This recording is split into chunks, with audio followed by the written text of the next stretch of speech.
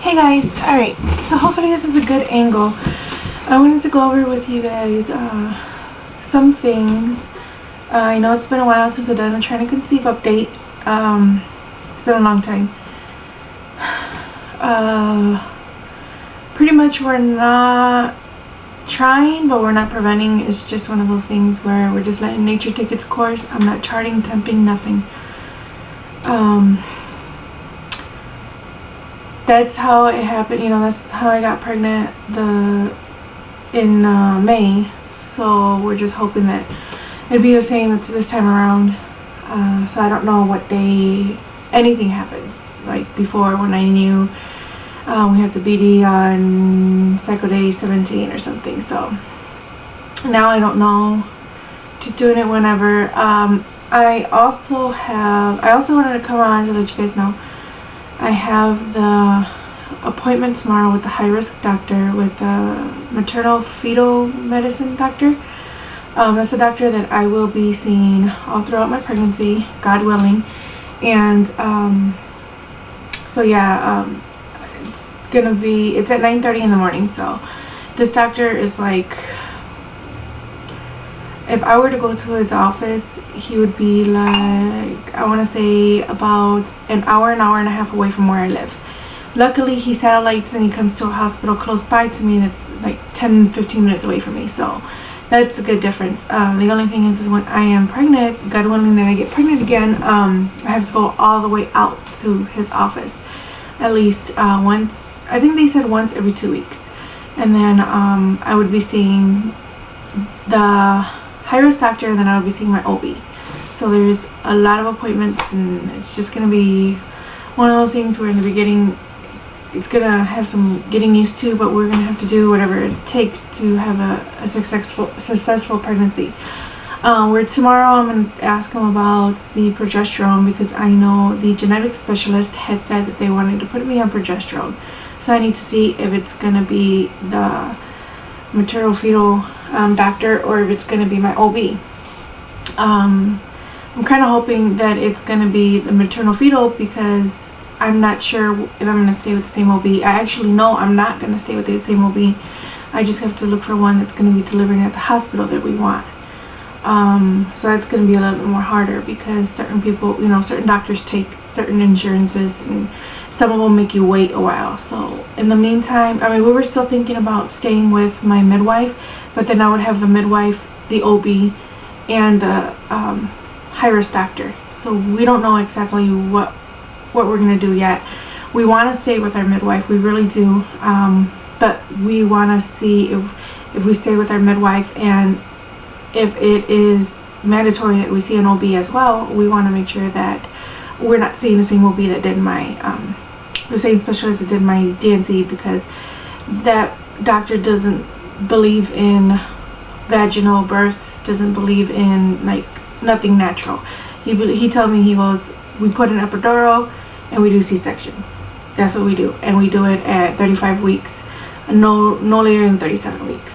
Which, no, I'm sorry. If my baby wants to cook in there for as long as it wants to, then it's gonna do so.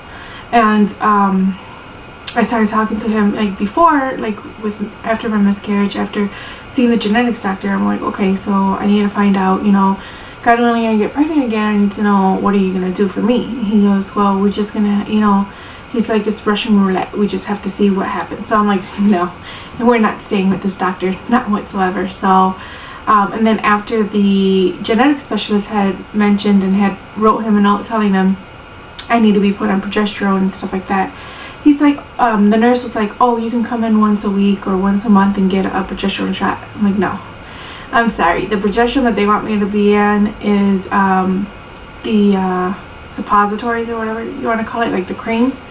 So yeah, not I don't trust this OB whatsoever. He on his business card, he even says that he deals with infertility and stuff like that. No, when I had asked him about this stuff, he's like, no, you just have to do it on your own. We don't deal with infertility or anything like that. So I'm like, well, your business card says this.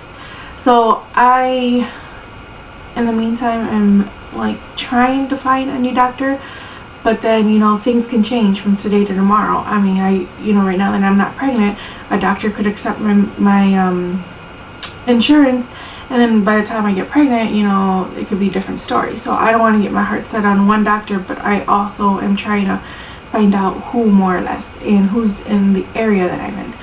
Because if it's not going to be like that, we might go with where this doctor is from a real big hospital in the Chicago area, like all the way in there. And we're thinking on just finding an OB through that hospital.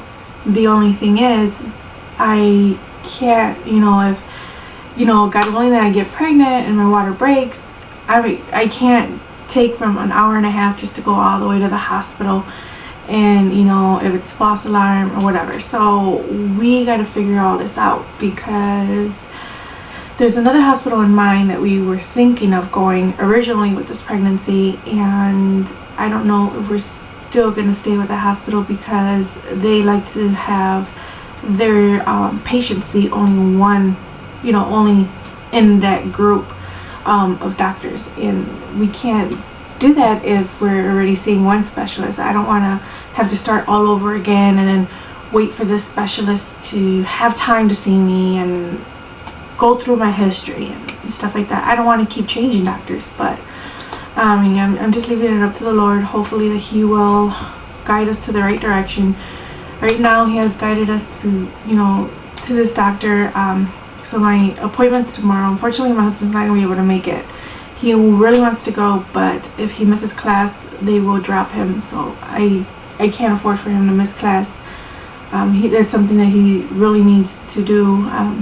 You know, yeah, I want him there, but then I really want him to better himself, because God willing, we do have a baby. These classes are going to help him in the long run. It's going to help our family and financially and stuff like that. So I'm